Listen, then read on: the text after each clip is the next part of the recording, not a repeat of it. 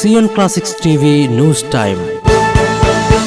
നമസ്കാരം, Zion classics ടിവിയിലേക്ക് സ്വാഗതം. കത്തോലിക്ക കോൺഗ്രസ് ഗ്ലോബൽ സമിതിക്ക് പുതിയ നേതൃത്വം. കൊച്ചി.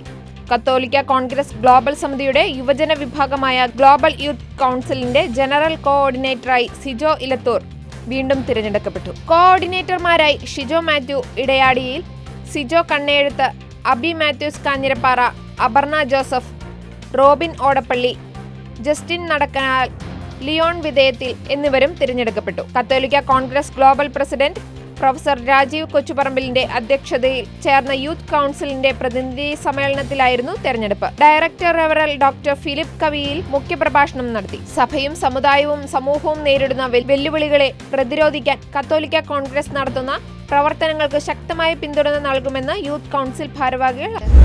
കൂടുതൽ ക്രിസ്തീയ വാർത്തകൾക്കായി ഈ ചാനൽ മറക്കാതെ സബ്സ്ക്രൈബ് ചെയ്യുക.